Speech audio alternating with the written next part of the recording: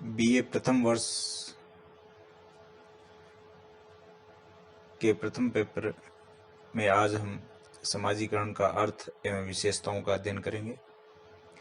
समाजीकरण एक प्रक्रिया है जिसके द्वारा बालक सामाजिक प्राणी की श्रेणी में आता है।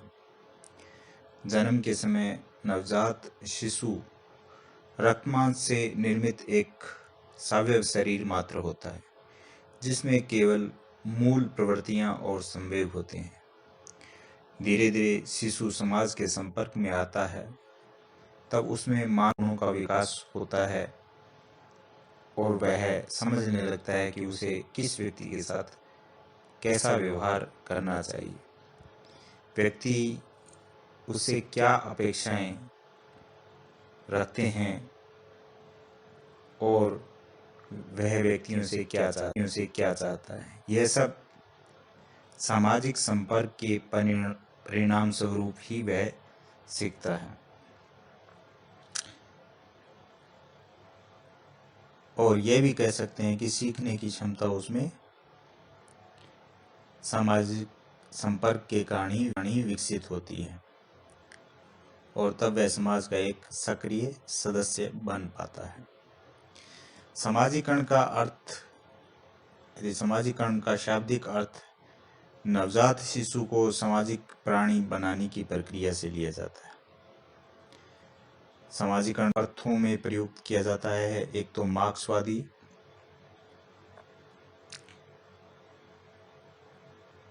अर्थशास्त्रीय अर्थ, जिसमें संपत्ति पर समाज के अधिकार के अर्थ में इसका प्रयोग किया जाता है, जैसे बैंकों, कारखानों आदि उत्पादन के साधनों पर समाज का स्वामित्व होना चाहिए। दूसरे समाजशास्त्रीय संदर्भ में इसका अर्थ व्यक्ति को समाज का क्रियाशील सदस्य बनाने के उद्देश्य से है, यानी सामाजिक मूल्यों को सीखने से लिया जाता है।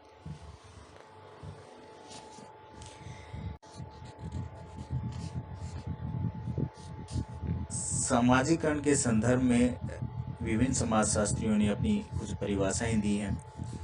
इसमें टॉलकट पॉरसन्स कहते हैं कि समाजीकरण में व्यक्ति द्वारा सामाजिक मूल्यों को सीखने और उनको आंतरिकरण की प्रक्रिया को समाजीकरण कहा जाता है।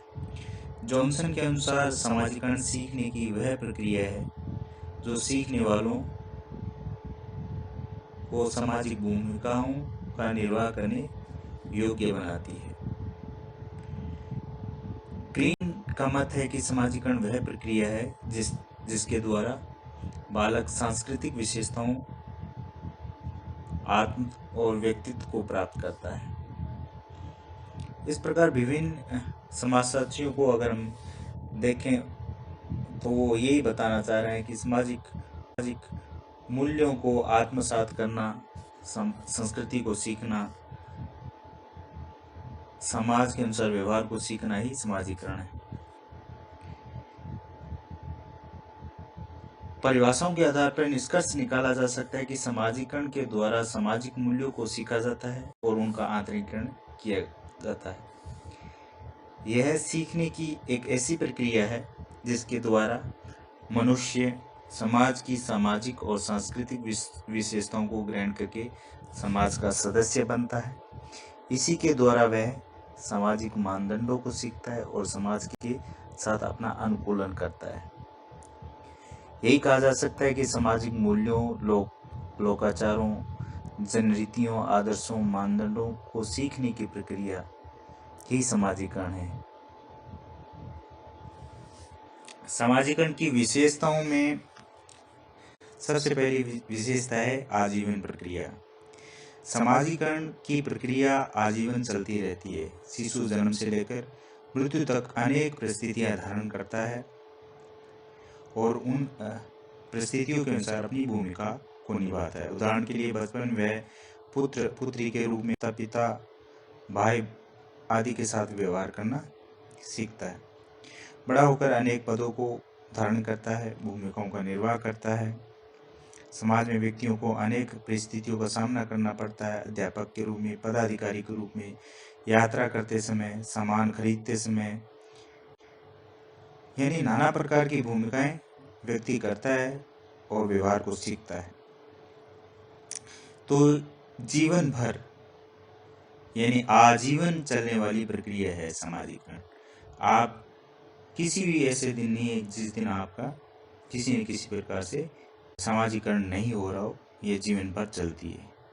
सीखने की प्रक्रिया, समाजीकरण सीखने की एक प्रक्रिया है। इसमें हम सामाजिक मूल्यों, मानदंडों, प्रतिमानों एवं समाज स्वीकृत व्यवहारों को सीखते हैं। वास्तव में व्यक्ति का समाजीकरण ये समाज की संस्कृति, प्रतिमान, मानदंड आदि ही करते हैं, क्योंकि ये क्रियाएं समाज सम्मत हैं, जिन्हें सीखकर व्यक्ति समाज का प्रकारात्मक सदस्य बन जाता है। उदाहरण के लिए बड़ों का आदर करना, छोटों को स्नेह करना, ये सब क्या है? ये सब सामाजिक मानदंड और सामाजिक मूल्य हैं, जिसको समाज सिखाता है और व्यक्ति उसको सीखता है।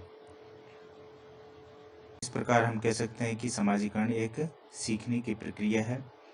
समय और स्थान सापेक्ष। समाजीकरण का अर्थ व्यक्ति को सामाजिक प्राणी बनाने की प्रक्रिया से लिया जाता है। चूँकि समाज में परिवर्तन होते रहते हैं, अतः उसके अनुरूप समाजीकरण की प्रक्रिया रहती है। यानी समाज समय और स्थान सापेक्ष है। भूतकाल में जो समय था और आज का जो समय है, आज की जो सीखने की प्रक्रिया है, आज के जो सामाजिक मूल्य हैं, वो भूतकाल में नहीं थे, वो थोड़े भिन्न थे। अलग अलग जगहों पर भी समाज अलग अलग प्रकार के हैं। वहाँ के सामाजिक मानदंड, प्रतिमान, सामाजिक मूल्य, संस्कृति सब अलग अलग हैं, जिनको सीखने की प्रक्रिया अलग अलग समाजों में अलग अलग तरीके से होती है। तो इस प्रकार कह सकते हैं कि समाजीकरण समय सापेक्ष और स्थान सापेक्ष है। इसी प्रकार संस्कृति को आत्मसात करने की प्रक्रिया है।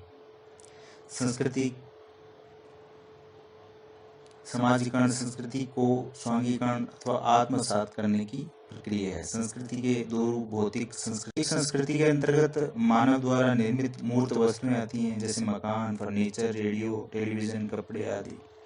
संस्कृति के अभौतिक रूप के अंतर्गत वस्तुओं को लिया जाता है, जैसे सामाजिक रीति रिवाज, मूल्य, मानदंड, लोकाचार, प्रथाएं। समाजीकरण संस्कृति के दोनों रूपों भौतिक और अभौतिक के आत्मसात्करण का नाम है। यानी दोनों को ही आत्मसात कर लेता है और वह व्यक्ति समाजीकरण प्रक्रिया के द्वारा सांस्कृतिक मूल्यों, मानदंडों और समाज स्वीकृत व्यवहारों को सीखता है। धीरे धीरे वह संस्कृति के उसके व्यक्तित्व का अंग बन जाती हैं। इसलिए कहा जाता है कि संस्कृति को आत्मसात करने की प्रक्रिया ही समाजीकरण है। सांस्कृतिक संचरण की प्रक्रिया यानी कि